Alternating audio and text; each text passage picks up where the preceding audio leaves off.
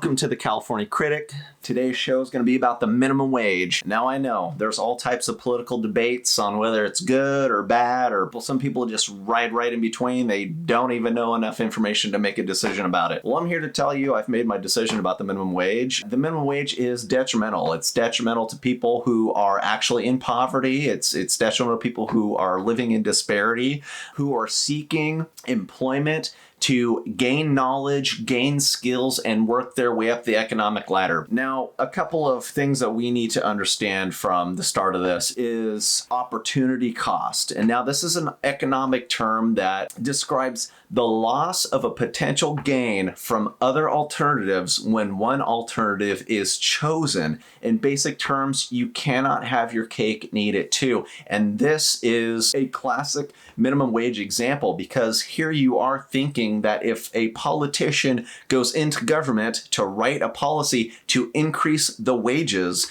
of employees who are at the minimum level, that they automatically will be taking home bigger paychecks. And I wish it was that simple, and I wish my fellow man all the prosperity in the world. However, it doesn't work like that. Now, some people will obtain a higher minimum wage while others end up losing their jobs, their hours may be cut, or maybe their benefits will have to be reduced. And in order to compensate for the higher costs that the minimum wage imposes on employers, you see, employers have to run off revenue. If they're not making profits, then they cannot pay their employees, unfortunately. So when politicians rally on minimum wage hikes, although it sounds great, they do not explain the pros and cons of hiking the minimum wage. John Maynard Keynes is the economist who basically developed and discovered the economic policies that the United States and most of the world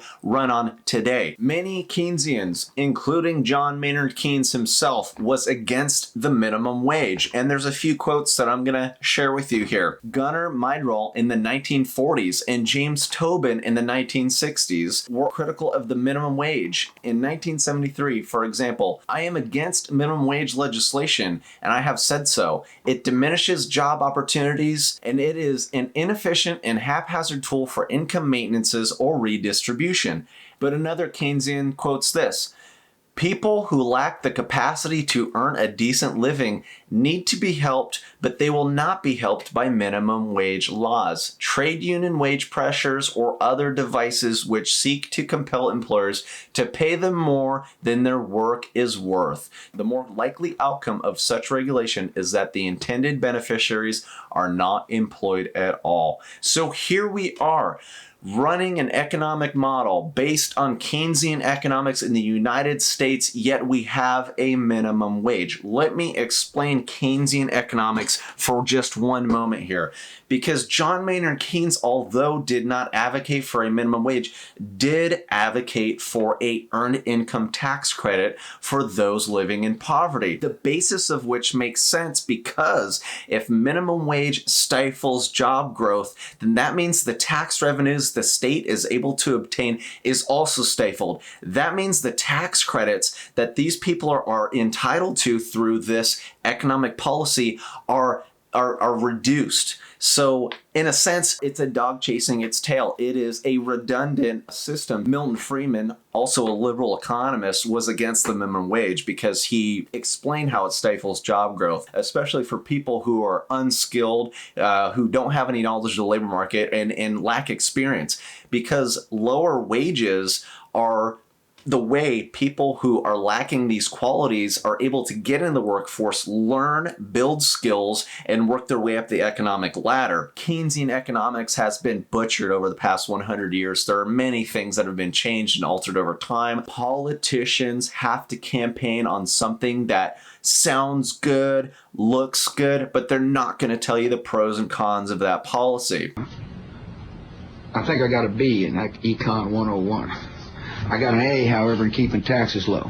Politicians don't understand economics. We know this. You know, this was a news article written not too long ago. These were some businesses in Sacramento that ended up closing down because they can't take the heat from another minimum wage hike. So these businesses are closing down, and it says Sacramento mainstays like Opa and Fat City Bar and Cafe both closed their doors in 2019, citing pressure from the minimum wage increase. Now, this also makes me think, do we want jobs for people or what? What is the deal here? Because I would think that if we have a government that is supporting diversity, that they would also honor economic diversity as well. You're going to have people who are earning lower incomes than people in, let's say, higher echelons of the economic ladder. You're going to have your super rich, you're going to have your middle class in between, and you're going to have your people in poverty. But when you establish a diverse economic ladder, you give those people at the bottom a chance to build skills, talent, knowledge, and other tools they're going to need going into the workforce to earn higher incomes. So there's that. Now, when we go back and we look at progressive ideas pertaining to minimum wages, especially in the late 1800s, coming out of the Industrial Revolution, you see a lot of disturbing trends. You see a lot of disturbing mentalities.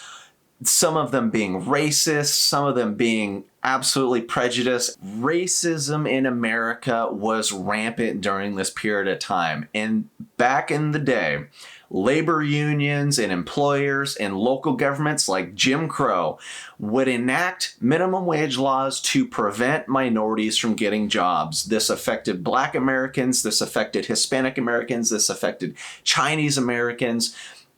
Many minority groups were affected by minimum wage laws, and they were used to do damage to these people. It was used to put people into poverty. So here are a few quotes that reveal how early social reformers viewed the minimum wage and the unemployable. This progressive says, "It is much better to enact a minimum wage law even if it deprives these unfortunates of work.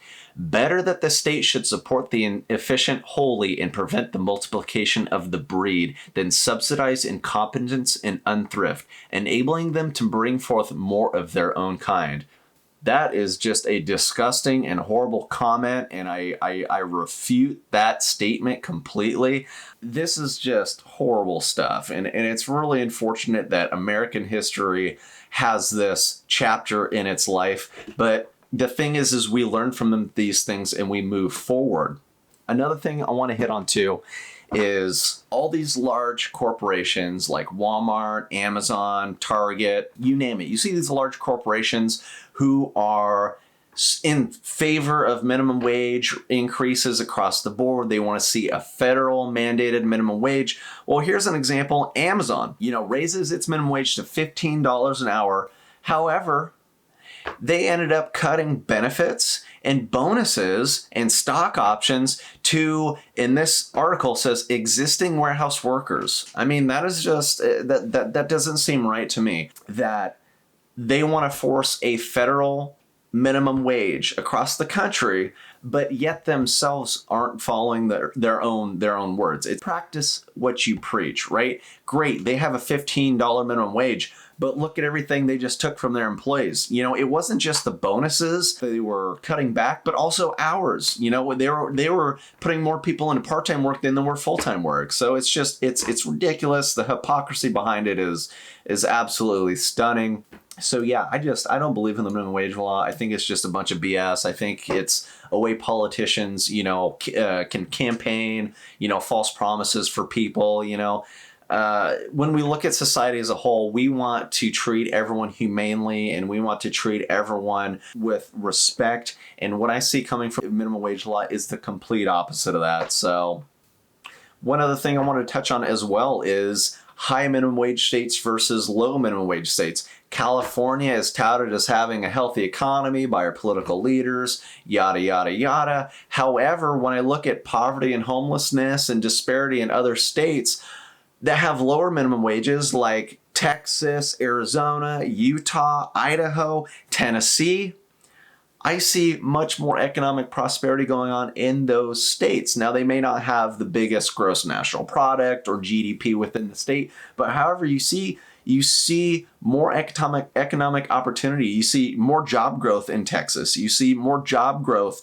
in Idaho and all these other states. While you see the trend in California is a shrinking middle class, you see jobs leaving California. You see more people leaving the state to go after these economic opportunities elsewhere.